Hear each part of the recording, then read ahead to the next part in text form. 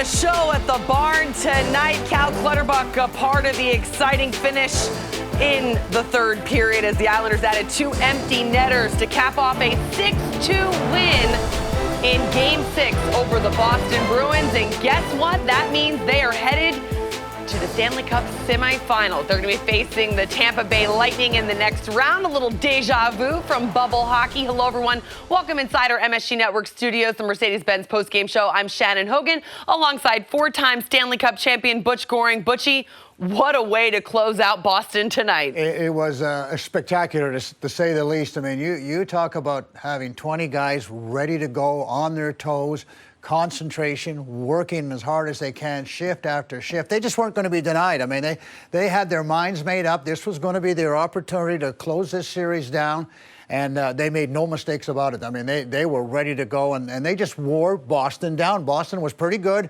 for the first period, and then as the game progressed, it just became an Islander fiasco, really. They just continued to put pressure on them, and then they broke it open in the second period again, which is kind of ironic because the second period was their Achilles heel almost all season long, but they've turned it into their strength.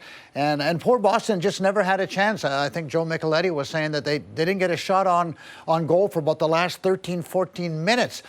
Tremendous hockey game by the Islanders, deserving winners. They just found ways to win, and today, no question about it, they were the better team. Absolutely. It was a fantastic series between two teams that were very evenly matched. And as you mentioned, that second period, a strong period for the Islanders. 3 goals for them, 2 of them coming from Brock Nelson.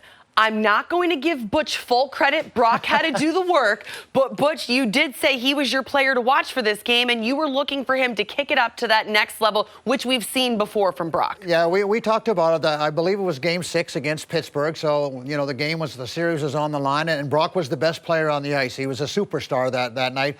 And, again, much the same thing in Game 6 here against the Boston Bruins. He was super. I mean, he was flying out there, great speed.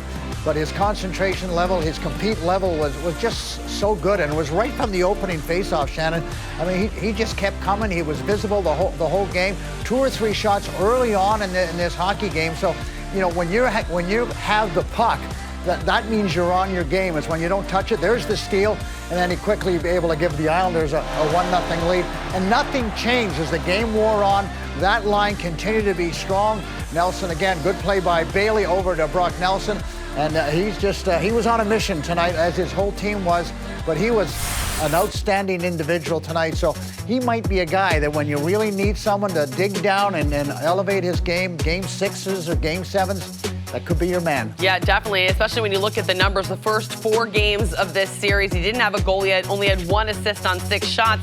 And then the last 2 games, really piling it on. 3 goals, 6 shots, game-winning goal in Game 5 and in Game 6. Always happy to have Brock clicking.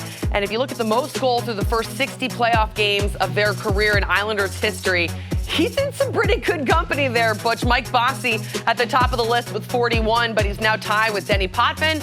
Both of those, of course, teammates of yours. And the Islanders are really in a situation right now where they're trying to not measure up to your cup teams. I mean, no one's ever going to be able to do that again, but they're trying to create their own legacy. They really are, and why wouldn't they want to? I mean, you're in this game to win, and no matter how long ago or how long you've been playing, you want to win a Stanley Cup. And, you know, they went to the semis last year, and they lost a hard-fought Game 6 to Tampa, and they got a taste, and they liked it, but they want more. And the way they played in tonight's game, I mean, Tampa's going to have a handful when they take on the Islanders, because as we've watched them, they don't go away. They come at you, and they play 4 lines, and nobody complains. And some nights, one line will get more ice time than another, depending on how the game goes, depending on how the line matchups are. Tonight, Matt Barzal's line didn't play nearly as much as they're used to, but that's okay because that's the way the game went. There'll be another night where Barzal will play 21-22. But the Islanders just wear you down, and I truly believe that's what happened at the end of the day, is that the Islanders' 4 lines playing as much as they did end up wearing the Bruins down because they just rely so much on the one line in particular, and then their second line, their Kaichi line, okay, but 3 and 4, they don't get much done. Yeah, timely goals are also really important anytime you're playing a tight series like this one. And Brock Nelson, of course, the first star of this game.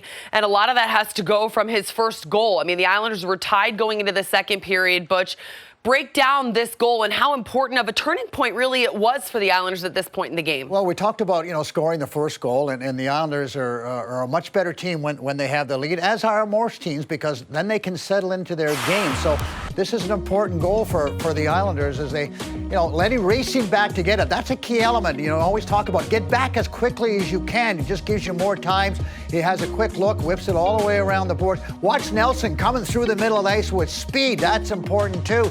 Now you got a chance to maybe do a little forechecking. Bailey deflects it, and look at that long reach of Brock Nelson, and then look at the speed he comes at the goaltender with. He's able to blow by both defensemen, a little stick hand, a little fake to the forehand, and then come back against the flow, and a really good goal. But all that happens, again, is because you hustle. Too many times you'll watch defensemen, they'll go back, try to pick up a puck, and they kind of lollygag on the way back. They kind of take their time.